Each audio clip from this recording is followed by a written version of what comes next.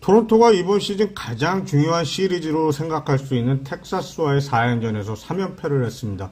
이번 시리즈가 시작하기 전까지 와일드카드 순위 2위로 텍사스에게 한 경기 반 차이로 앞서 있던 토론토는 3차전의 패배로 와일드카드 경쟁에서 밀려나는 것은 물론 이제는 텍사스에게 오히려 한 경기 반 차, 그리고 시애틀에게도 반 경기 차로 밀려버렸어요. 현재 16경기를 토론토가 남겨두고 있는데 토론토가 이번 시즌 플레이오프에 진출을 할 것이냐 못할 것이냐를 예상하는 팬그래프의 플레이오프 진출 확률을 보면 이번 시리즈가 시작하기 전 79.3%였던 것이 3차전에서 패한 후 45.3%로 떨어져 버렸습니다. 문제는 설사 토론토가 플레이오프에 진출을 한다고 해도 과연 좋은 성적을 낼 수 있겠느냐 하는 의문이 들기 시작하는데요. 선발과 불펜 그리고 수비만으로 플레이오프에서 성공을 할 수 있다면 단연코 토론토가 플레이오프에서 좋은 점수를 받을 수 있겠지만 2020년 MLB.com의 컬럼리스트 마이크 페트리엘로에 의하면 최근 플레이오프에서 많은 팀들이 홈런을 통해 득점을 하고 경기에서 승리하는 비율이 점점 늘어나고 있다고 기사에서 밝히고 있습니다. 실제로 2020년 플레이오프에서 51.3% 득점이 홈런에서 나왔고 홈런 수가 더 많은 팀들이 25승 2패의 성적을 기록했고요. 토론토의 문제가 이 부분인데 이번 시즌 토론토는 단타 수만으로는 메이저리그 전체 3위지만 홈런 수는 18위밖에 되지를 않아요. 이번 시즌 토론토의 경기 결과를 놓고 보면 거의 치고받는 스타일, 즉 토론토 팬의 입장에서 보면 전혀 겪어보지 못했던 경기 스타일을 지켜보게 된 것이죠.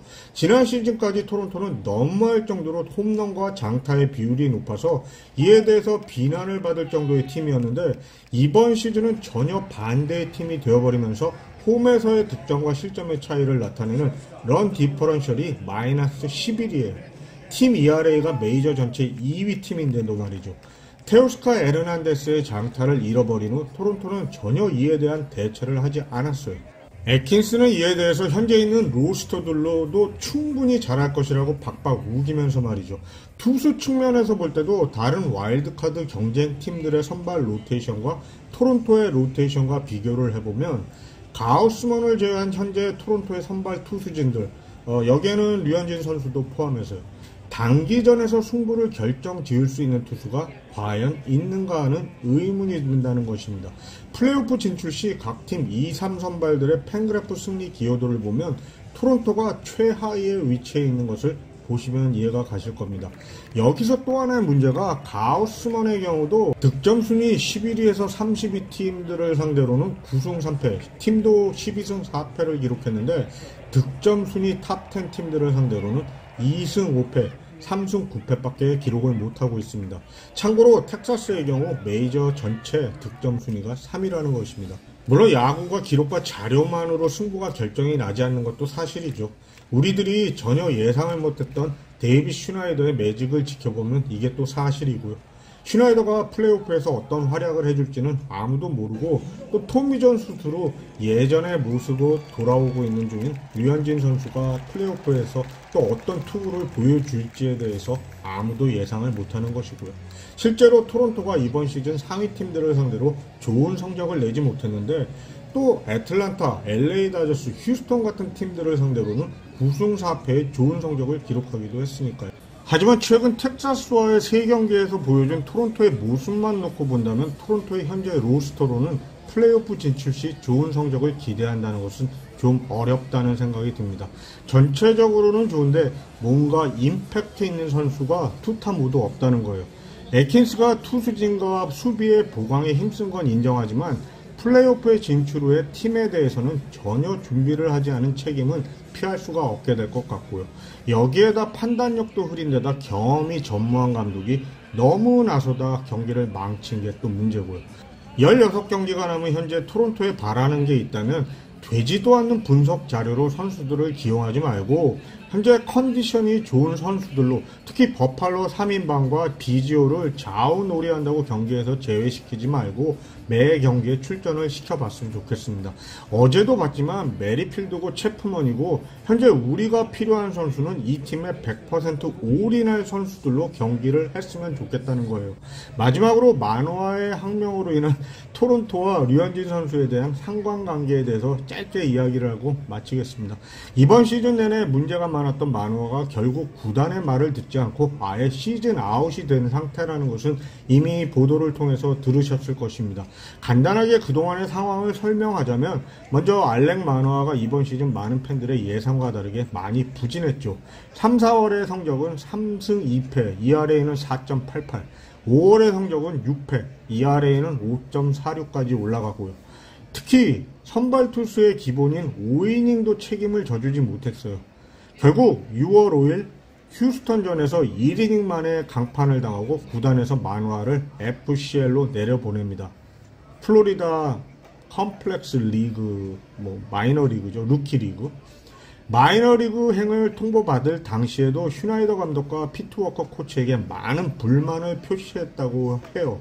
거기서 한 경기에 등판을 했는데 결과가 아주 안 좋았죠. 그런데도 구단은 많은 우려 속에도 만화를 7월 5일에 리콜을 하고 7월 7일 디트로이트전에 등판을 시켰는데 그 당시 여러 현지 전문가들은 만화의 이른 리콜에 대해서 많은 의문을 표시했고요. 결국 예상대로 만화는 여전히 만족스러운 피칭을 못했고 이때 마침 류현진 선수가 토미존 수술의 재활을 마치고 팀에 복귀를 하게 됩니다. 팀에서는 6선발보다는 5선발 체제로 갈 것으로 정하고 결국 류현진 선수가 만화를 제치고 팀의 5선발 투수로 낙점을 받게 되고요. 만화는 결국 8월 12일에 버팔로로 옵션 행사를 당하는데 문제는 여기서 발생하게 됩니다. 모두들 만화가 버팔로로 떠난 줄 알고 있었는데 사실은 만화가 버팔로로 가지 않았다는 사실이 뒤늦게 약 2주 후에 알려지게 됐던 것이에요. 당시 예상들은 어느 정도 했지만 만화가 잘못된 결정을 한 거죠. 구단이 처리를 잘했던지 못했던지 간에 일단 구단의 결정을 따르고 나서 차후 처리를 했어야 하는데 일 처리가 너무 미숙했다고 봅니다. 주위에 에이전트가 옆에서 있었을 텐데 어째서 그런 결정을 한 건지는 모르겠지만 이해가 안 가는 부분입니다. 아무튼 만화는 2주 후인 8월 26일에서야 버팔로에 리포트를 합니다. 그리고 9월 5일 구단은 만화를 비활동 리스트에 올리고 이번 시즌 중 등판은 사실상 불가능하게 만들었죠. 여기까지는 팩트인데 그 다음부터 나오는 이야기들은 한쪽의 이야기만 듣고 나오는 소문과 추측이 대부분이라서 다루지 않겠습니다. 개인적으로 봐서는 경력이 얼마 안 되는 선수가 구단을 향해서 항명을 한 게 된 것이기 때문에 설사 구단의 처리가 미숙했다고 하더라도 일단은 선수의 잘못이라고 보는 게 맞는 게 아닐까 싶어요. 아무튼 이제 구단과 만화에게 남은 것은 수습인데 이게 그렇게 쉽지 않을 것 같습니다. 선수도 감정이 상한 상태고 구단도 선수의 이런 결정을 받아들이기 힘든 상황이긴 한데 문제는 만화의 가치가 너무 낮아져서 트레이드가 가능할지 그것도 고민거리가 될 것 같고요. 이번 시즌이 끝나고 이 이야기는 계속될 것으로 보입니다. 자, 이제부터 이것과 관련해 류현진 선수에 미칠 영향을 한번 생각해보죠. 현지 언론이나 팬베이스는 만화의 이런 문제로 인해 다음 시즌 FA가 되는 류현진 선수와의 재계약에 대해서 말들을 하고 있는데요. 현재 토론토는 다음 시즌 선발 로테이션이 류현진 선수를 제외하면 4명이 보장되어 있습니다. 가우스먼과는 2026 시즌까지, 크리스 베시카는 2025 시즌까지, 호세 버리어스와는 옵트아웃 할 수 있는 2027 시즌 전까지, 그리고 기쿠치 유세이와도 다음 시즌까지 4명이 정해져 있는 상태죠. 이번 시즌이 시작되기 전까지만 해도 만화가 5선발의 한 축을 맡아줄 것이라고 모두가 예상을 했지만 이제는 이게 불확실해졌기 때문에 팀으로서는 다른 옵션보다는 류현진 선수와 재계약을 해야 한다는 이야기가 현지 방송이나 팬베이스 측에서도 많이 나오고 있습니다. 사실 팀의 팜 형편도 그렇게 좋지가 않기 때문에 더 그런데 팀의 최고 유망주로 꼽히던 니키 티드먼이 부상으로 이번 시즌 38이닝밖에 소화를 못한 상태라 다음 시즌도 확실한 선발 자원으로 분류하기에는 부족하다고 볼 것이고, 또 나이가 이제 21살이라서 구단도 급할 이유가 없고요. 사실 류현진 선수가 부상으로 많은 경기에 출전을 하지 못했음에도 불구하고 토론토 팬들이 좋은 감정들을 갖고 있다는 것입니다. 토론토 팬들은 2020 시즌 류현진 선수와의 계약으로 인해서 현재의 토론토 팀이 재정비될 수 있었던 것에 대해서 잊지 않고 많이 고마워들 하고 있어요. 그리고 많은 경험이 있는 투수이기 때문에 티드먼과 같은 유망주들에게 귀감도 될 수 있다고 생각하고요. 아무튼 결정은 류현진 선수 본인이 할 것이지만 토론토 팬들이나 구단은 류현진 선수와의 재계약에 대해서 거부감은 없다는 것은 확실합니다. 개인적인 생각이지만 계약 조건도 그렇게 바뀌지는 않을 것이라는 생각이에요. 류현진 선수급의 계약은 보통 경기력만 가지고 판단을 하는 게 아니고 경기 외적인 부분도 고려의 대상이 되기 때문에 연봉은 최소 2천만 달러 이상은 가능할 것 같고, 물론 급한 팀이 있으면 더 좋은 조건도 있을 수 있을 것이고요. 매츠 같은 경우가 현재 지금 말이 많이 나오고 있죠. 기간은 좀 단기가 되겠지만 현지에서 나오는 이야기를 들어보면 액수는 좀 더 좋은 조건으로도 충분히 가능해 보입니다. 2년의 옵션 놓고 해서 약 5, 6천만 달러 이상이지 않을까 싶습니다.